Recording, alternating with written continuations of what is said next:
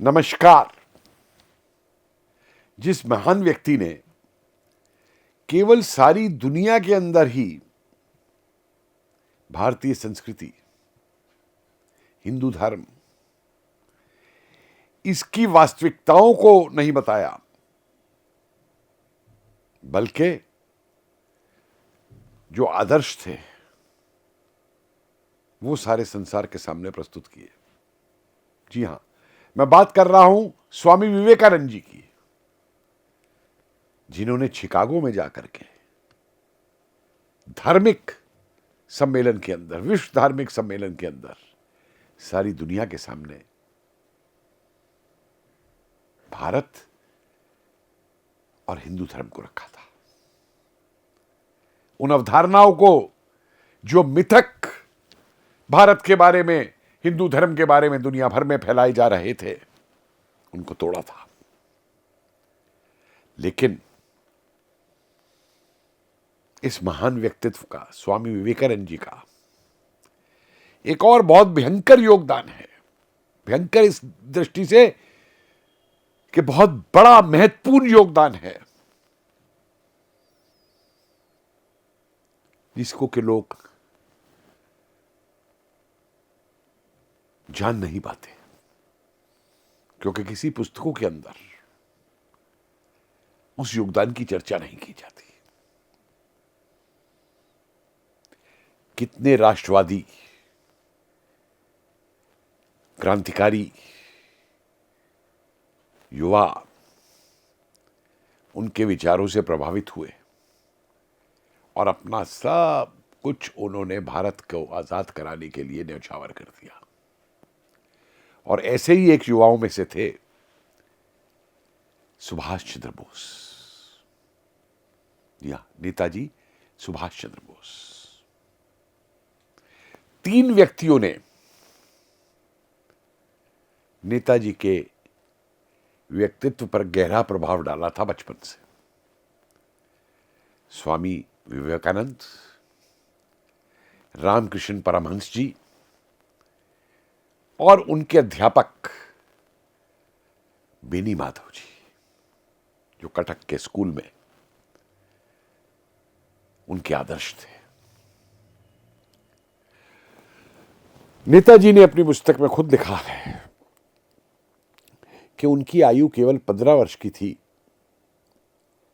जब विवेकानंद जी का उनके जीवन में प्रवेश होता है।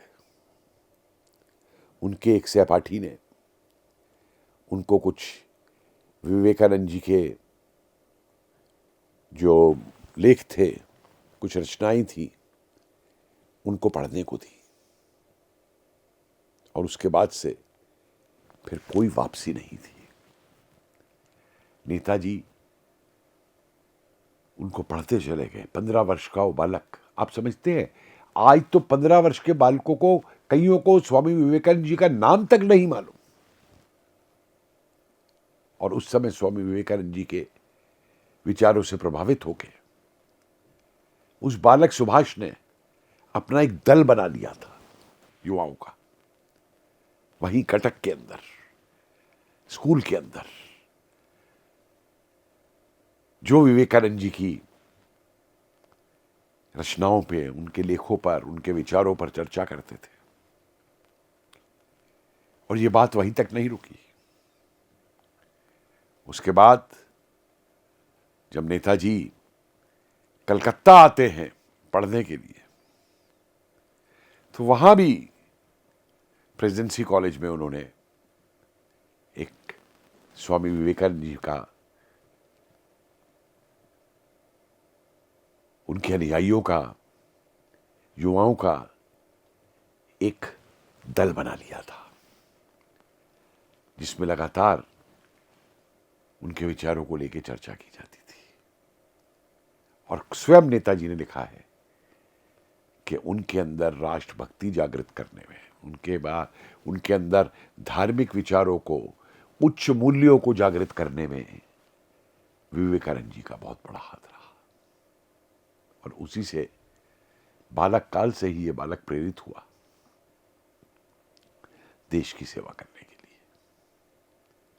ऐसी कई घटनाएं हैं नेताजी के जीवन की कि फिर नेताजी सत्य की खोज पे पुरी जाया करते थे, जगन्नाथपुरी जाया करते थे, वहां साधु संतों से बात किया करते थे। यही नहीं, घर वालों को बिना बताए अपने कुछ साथियों के साथ नेताजी तीर्थ स्थलों की यात्रा पर निकल गए। मथुरा गए, वाराणसी गए, प्रयाग गए और रामकृष्ण मिशन, वो तो रंगून तक में, सिंगापुर तक में, रात 12 बजे भी, उस समय जबकि वो युद्ध में व्यस्त थे, भारत की आजाद हिंद सरकार चला रहे थे, नेतृत्व कर रहे थे पूरे देश का संघर्ष के अंदर प्रवासी भारतीयों के साथ मिलकर, तब भी वो रामकृष्ण मिशन जाया करते थे।